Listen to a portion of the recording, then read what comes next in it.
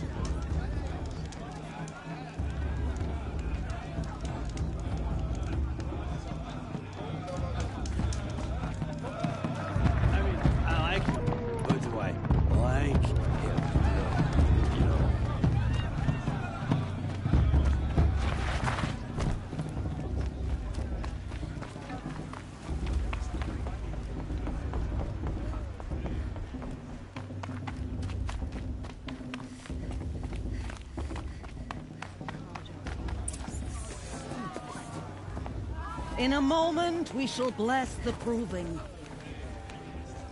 But first, we have guests to welcome. For 2 years, we have been at peace with Akarja. It is time to restore our bonds of trade with Meridian. These envoys come to us under a banner of peace.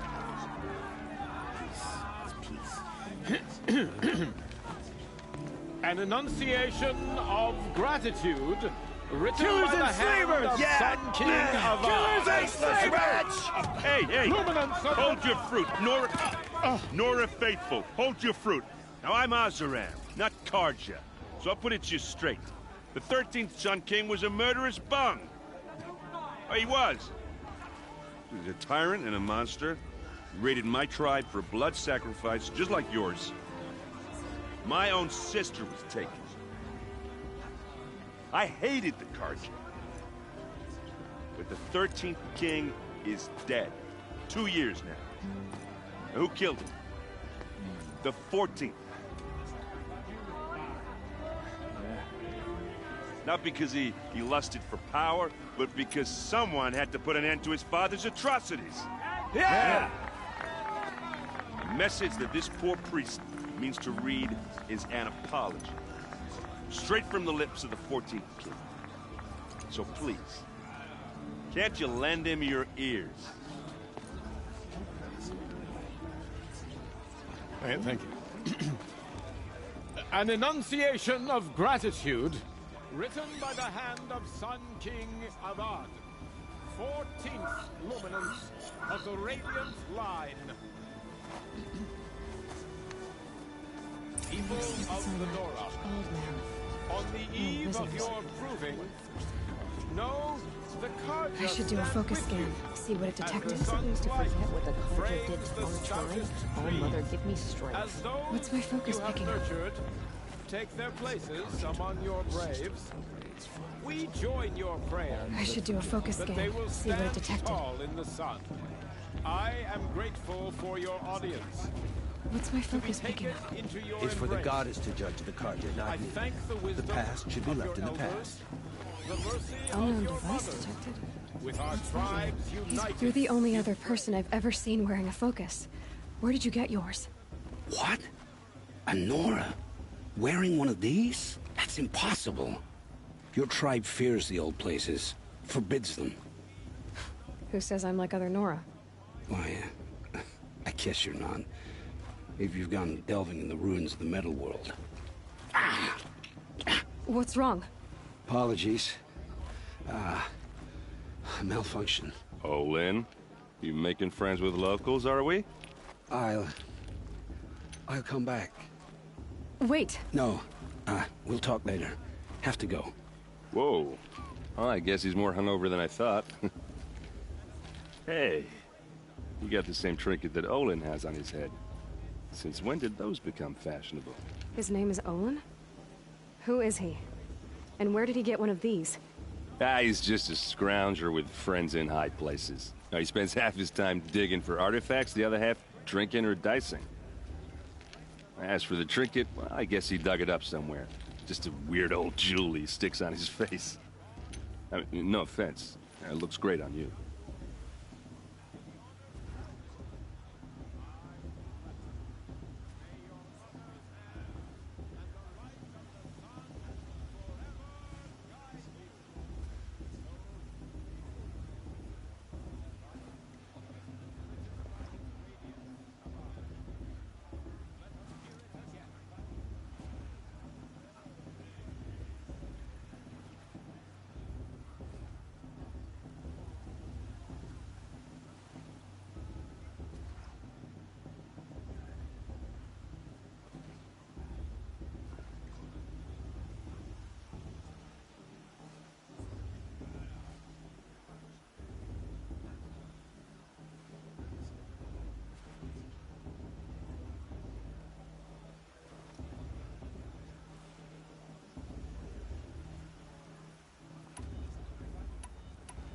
I thought your friend was gonna go down in a hail of fruit, but you really calmed the crowd. Thanks. I wasn't sure I could do it. The Nora is still pissed with the Karja about the Red Raids, and who can blame them? I wanted to ask you something else. If you want. But I'll also be around after that blessing thing, if that'd be a better time to talk. I never heard anything about Red Raids growing up. What were those? Your tribe was in war and you didn't even know? Were you kept hidden away? Did you have overprotective parents or something? I grew up as an outcast, shunned by the tribe. Oh. Yeah, I've heard the Nora do that. That seems cruel, if you ask me. But even an outcast knows about the derangement of the machines, right? How they get deadlier every year? Well, the mad Sun King figured if he spilled enough blood to the Sun God, it would calm the machines. Didn't work. But for years, he raided the tribes and took captives for sacrifice. My sister among them. The Nora put up a good fight, but lives were lost.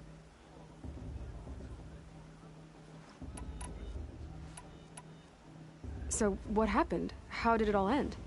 The Mad King's own son united Karja rebels with Oseram freebooters. And together we did the impossible, took back Meridian and killed the crazy old king. So now the son sits on the throne and it's a big improvement. Under Avad, there's no more sacrifices, no more slavery. People from all tribes are welcome in Meridian now, even Nora exiles. You really should come visit.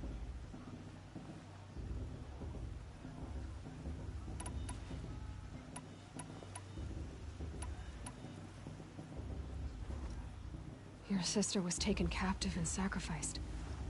That's terrible. Captive, yes. Sacrificed, no. It takes more than a few Karja to finish Ursa. She got away, and now she's my captain. Captain of the entire Vanguard. Favored by the Sun King himself. How did she survive? Well, that's a story, all right, but it takes a while to tell. Maybe another time over a drink or three? Or just come to Meridian and meet her yourself. I think you'd like each other. You're both rather, direct. You said the machines have been getting more dangerous every year. Yeah, I don't have to tell you that, right? First I've heard of it. Oh, I'm sorry. I just assumed everyone knew. Well, the way I hear it, 15, 20 years ago, the machines weren't always pissed off like they are now. When a hunter came at them, they'd spook and run. So it was hard to take them down, but not dangerous, so long as he was smart enough to jump out of the way. But then the derangement starts up and everything changes. Now, when a hunter fires a shot, the machines snarl and charge right at him. A few more years pass and they start attacking people on sight. Going anywhere becomes a major risk. If that wasn't bad enough, entirely new kinds of machines start showing up. Bigger, meaner, and heavily armed. Like the Sawtooth. Yeah, 10 years ago, that one. But every couple of years or so, something worse comes along. Believe me. So what's making it happen? And no one knows. And the machines, well, they aren't telling.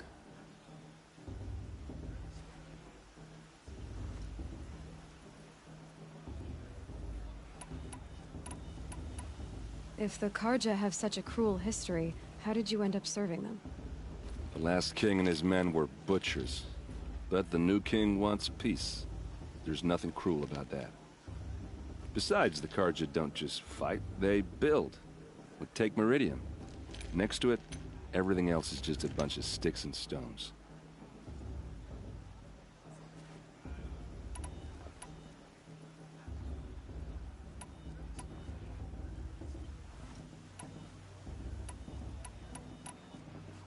Who are the Oseram? Oh, that's my tribe, far to the northwest. We're good at three things: arguing, working steel, and brewing. And freebooters. What are those? I guess you could say we were mercenaries, warriors for pay. Except a lot more loyal than that makes us sound. Avad couldn't have taken down his father without our metal and muscle. And now, some of us serve proudly as his personal vanguard. I want to ask you about something you said before. Ask away.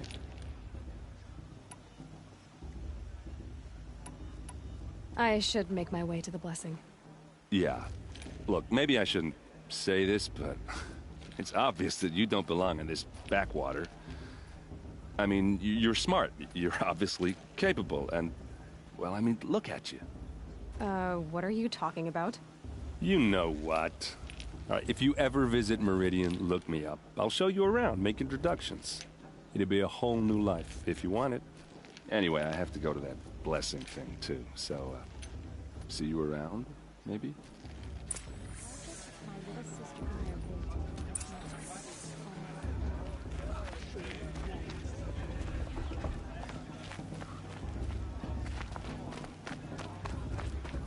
I won't let the Carthaginians stop me from enjoying the festival. What harm can they do now? I'm with Haimushi. We should...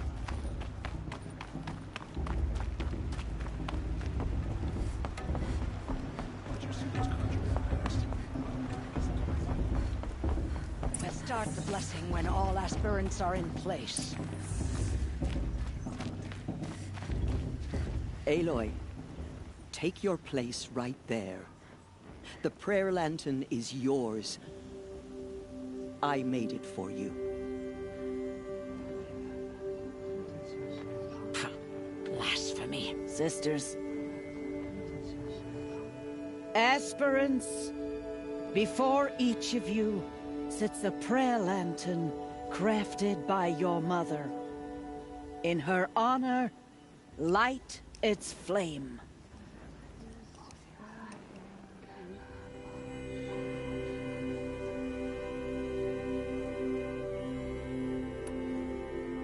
In honor of Rost. And all he did to help me get here.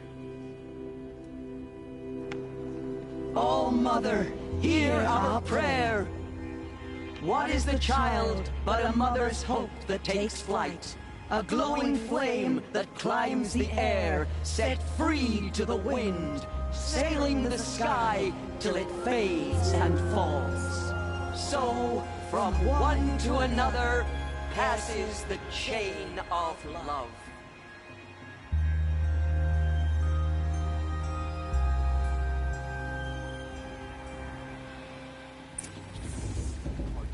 There's Olin. I have some questions for him. All as intense as the warrior mother is, she's going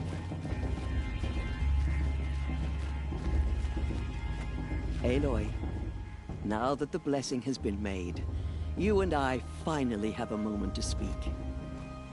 I hope the ceremony wasn't too unpleasant for you, given your circumstances.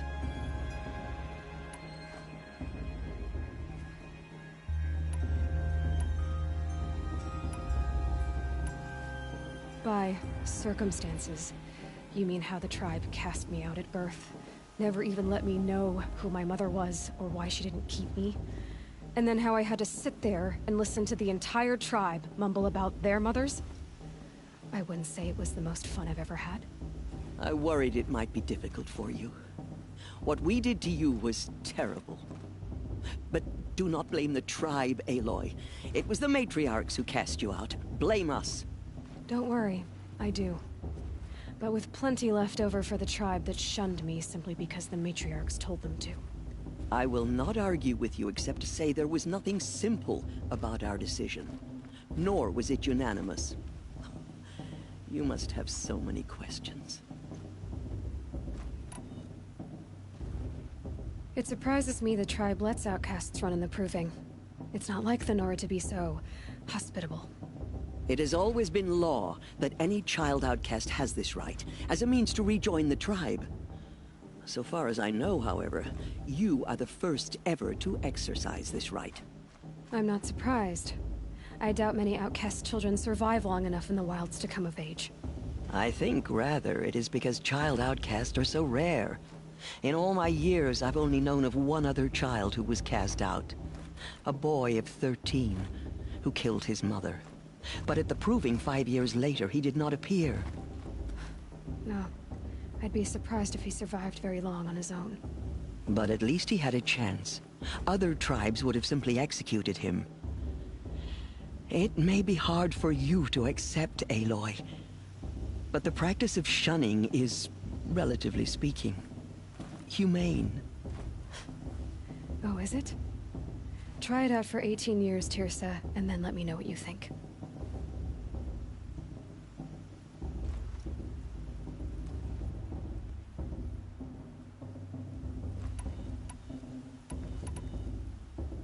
Why was I made an outcast at birth, Tirsa? What crime could I have committed even before I was born? Aloy, this is not a question I can answer.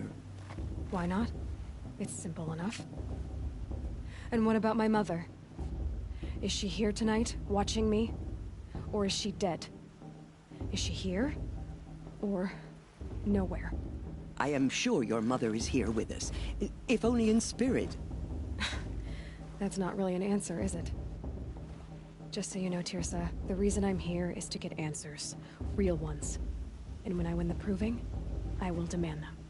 I know, Aloy. I would expect nothing less.